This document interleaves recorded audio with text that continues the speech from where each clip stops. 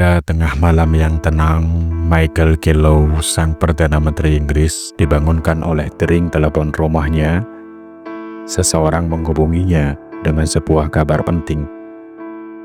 Sang istri, Jane Kellow, ikut-ikutan terbangun, memperhatikan suaminya yang tampak gusar, lalu menghidupkan lampu kamar ketika suaminya menutup telepon. Guratan wajah Michael saat lampu kamar dihidupkan menampilkan bahwa ada kabar yang sangat-sangat ganjil dari Princess Susanna dari Plymouth. Sang putri kerajaan sedang diculik. Suara Putri Susanna yang ditawan dan diculik oleh sang penculik misterius ditampilkan di sebuah layar kaca yang ditonton oleh Michael yang masih mengenakan piyama beserta para dewan yang lain di kantornya. Suara Princess Susanna yang menangis terdengar.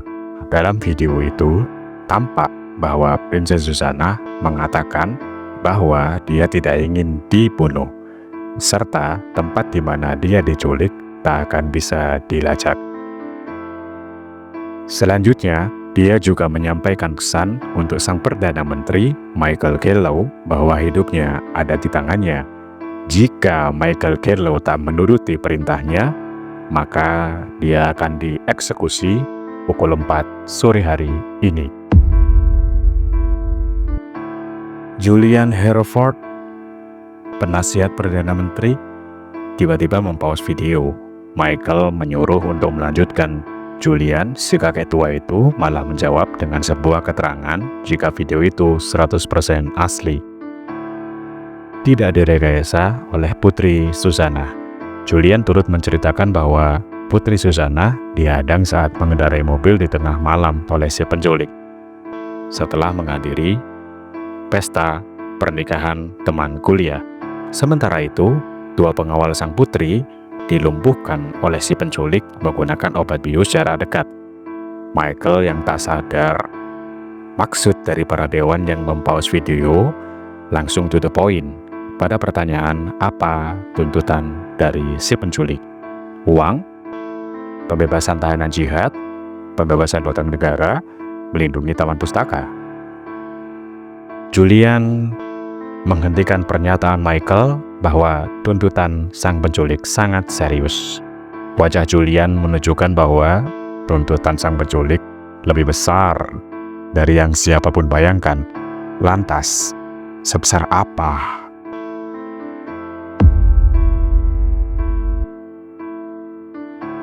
Michael yang tidak sabaran langsung menyela dengan teriakannya.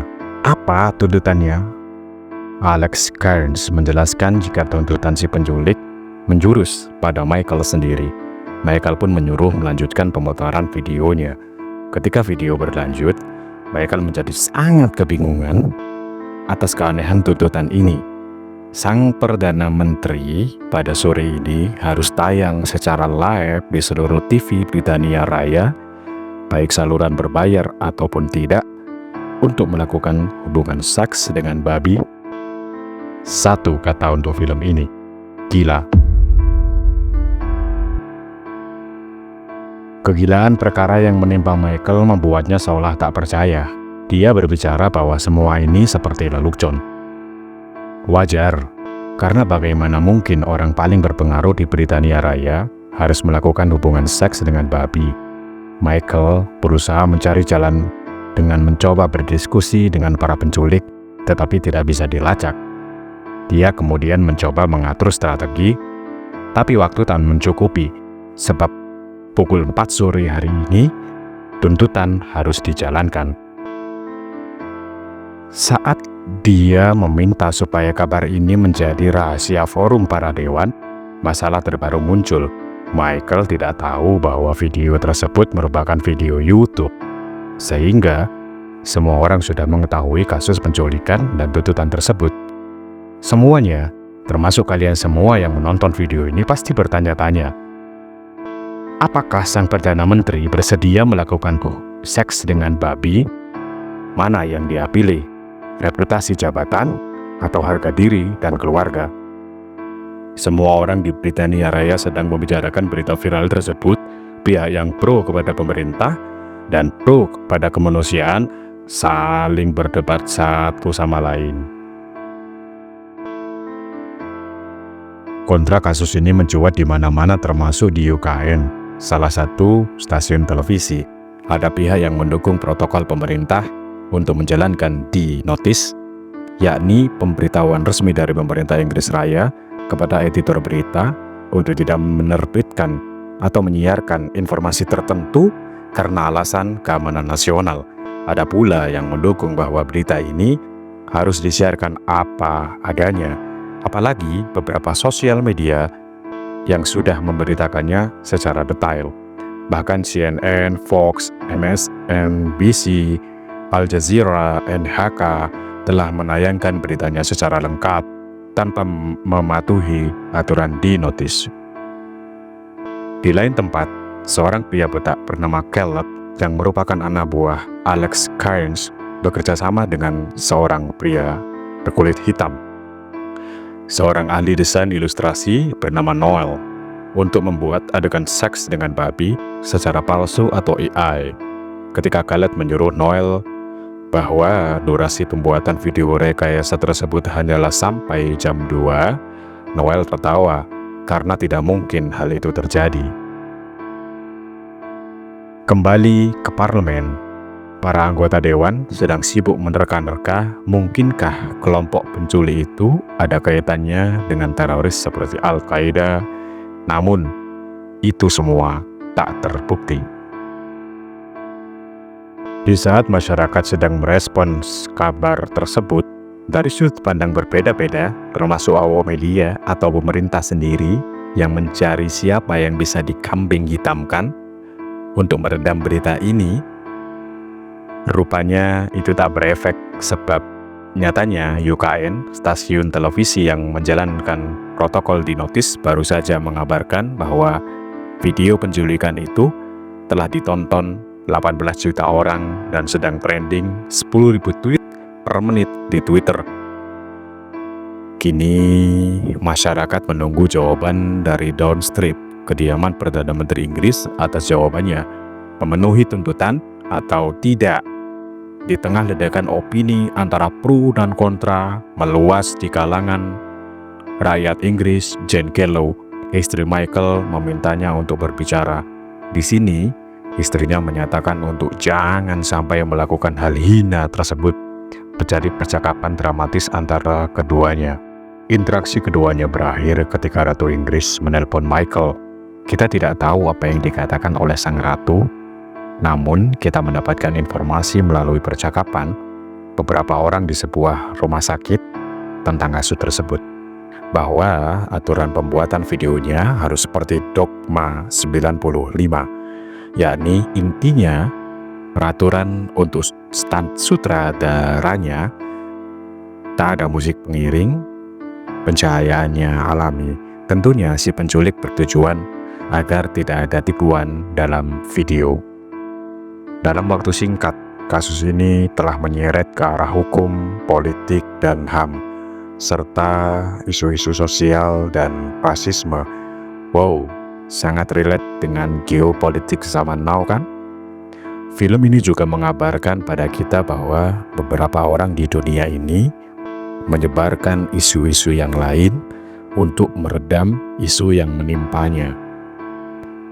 Di kediamannya, Michael menunggu hasil dari penggerebekan sang penculik. Dia sedang berbincang-bincang dengan seorang pria berkacamata yang merupakan penggerak protokol di notis. Dia mengatakan padanya bahwa masyarakat lebih banyak mendukungnya, yang artinya agar dia tidak melakukan hal hina. Simpati rakyat berhasil dikendalikan. Bahkan pria berkacamata itu juga berkata bahwa jika sang putri meninggal, itu bukanlah kesalahannya. Kembali ke Downing Street. Ternyata sang ratu menyampaikan pesan bahwa dia percaya jika Michael akan menuntaskan kasus ini dan mengembalikan sang putri. Setelah itu, muncul informasi dari pakar IT cerdas, bukan IT abal-abal ya, yang menyatakan bahwa mereka menemukan semacam petunjuk pelaku dari algoritma YouTube Michael langsung yakin bahwa di sebuah kampus tua itulah sang putri berada. Sementara itu, seorang pria bernama Rod, yakni sukarelawan yang wajahnya akan diedit menjadi wajah Michael jika operasi penangkapan gagal, bertemu dengan Khaled di studio. Di sebuah kampus tua, dua polisi sedang melacak keadaan dengan teropong. Di tengah waktu yang semakin menyempit, seperti bom waktu, seorang pegawai stasiun televisi mendapatkan paket misterius dari si penculik dengan sebuah pernyataan, "Aku sudah memberimu peraturan. Sudah kubilang, jangan curang." Ada sebuah flash disk dan potongan jari yang dicurigai merupakan milik Princess Susanna.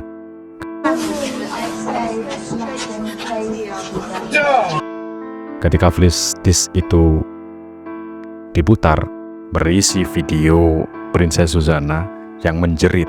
UKN kemudian menyiarkan kabar terbaru tersebut. Berita itu kemudian sampai ke telinga Michael sendiri.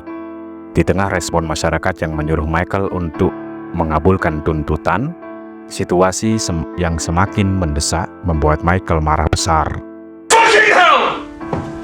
Kini situasi telah berbalik. Kepuasan publik terhadap kinerja sang Perdana Menteri telah menurun. Michael keluar dari ruang kerjanya dan segera mempercepat proses penggerebekan. Michael mengambil alih komando dari jarak jauh. Ketika kepolisian bergerak, seorang reporter bernama Malika meliput diam-diam. Setelah menunggu, ternyata hasilnya nihil. Mereka hanya menemukan sebuah boneka. Penculiknya sudah mengantisipasi bahwa pakar IT akan melacak unggahannya melalui IP atau proksi pengunggahannya. Namun, pergerakan Malika yang meliput membuatnya dikejar oleh polisi. Seorang polisi memberondongnya dengan peluru. Jack, pegawai UKN yang mengetahui keberadaannya, langsung syok karena krunya ditembak.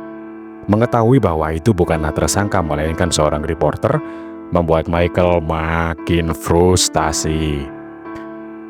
Alex Cairns menasihati langkah politik yang harus diambil oleh Michael.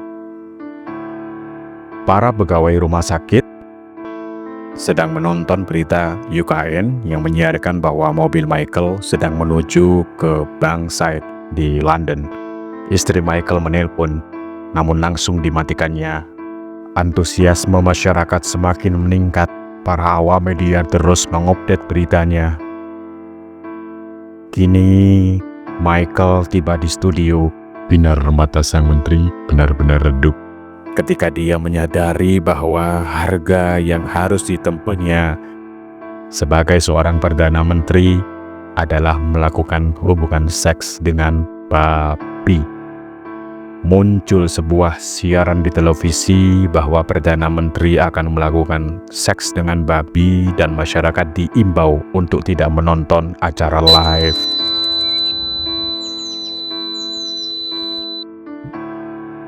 Michael berjalan memasuki studio untuk melaksanakan tuntutan di luar nalar tersebut.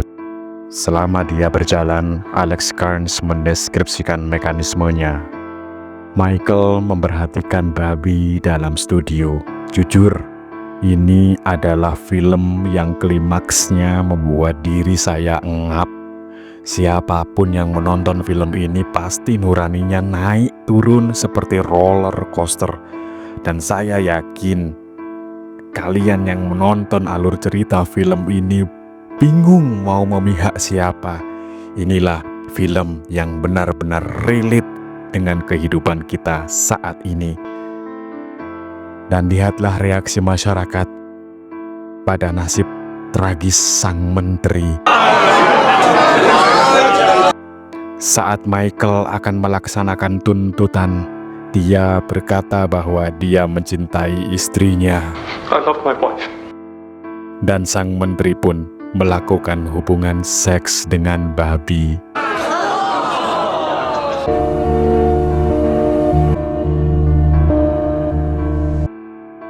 Hari apes tak ada di kalender, tapi ini apes banget. Jujur, ini adalah film drama thriller psikologi, tapi entah mengapa saya menangis saat menonton film ini. Ini menggambarkan kondisi hidup yang begitu sulit. Ada kalanya manusia berada di titik paling terburuk dalam hidup. Ada kalanya seseorang itu dalam titik terburuk, tak ada jalan keluar, seperti katak yang ditarik ular dari bawah dan ditarik elang dari atas secara bersamaan. Akhirnya, sang putri dibebaskan dan ditemukan pingsan di jembatan oleh warga setempat. Sementara itu, diperlihatkan bahwa sang penculik bunuh diri dengan sebuah clue yang memperlihatkan tangan yang terbungkus perban, yang berarti jari yang dikirim ke UKN itu bukanlah jari sang putri, melainkan jari sang penculik. Ini bukanlah petunjuk sembarangan, karena kalian dan saya sendiri yang menontonnya tak akan berpikir untuk mengetes DNA jari tersebut. Mengapa? Karena para penonton film ini pasti juga terbawa kepanikan, persis seperti orang-orang dalam film yang tidak mengecek DNA jari tersebut. Guys, meskipun kadang posisi hidup kita seperti katak yang ditarik ular dari bawah dan ditarik elang dari atas secara bersamaan, tetapi gegabah dalam memutuskan dan tidak berpikir melalui akal sehat adalah bencana yang sesungguhnya. Ya, itu benar. Film ini benar-benar plot twist. Ternyata sang putri telah dibebaskan oleh sang penculik 30 menit sebelum dia melakukan adegan paling hina sepanjang sejarah Britania Raya. Jika memang dibebaskan 30 menit sebelum sang Perdana Menteri melakukan hubungan seks dengan babi, lantas mengapa tidak ada yang melapor? Jawabannya adalah semua orang sedang menonton televisi. Mereka lebih tertarik untuk tidak melewatkan seseorang dipermalukan di muka umum daripada mencegahnya. Benar-benar sifat alami manusia. Di akhir film, kita diperlihatkan bahwa karir politik Michael Kello semakin melejit, reputasinya semakin naik pamor. Namun di balik itu semua, ada hal yang harus dibayar. Hubungannya dengan istrinya tak seperti dulu lagi. Film pun berakhir. Sekarang saya bertanya pada kalian, jika kamu disuruh untuk memilih antara mempertahankan reputasi, jabatan, dan karir, atau seseorang yang tulus menemanimu, mana yang akan kalian pilih? Tulis di kolom komentar.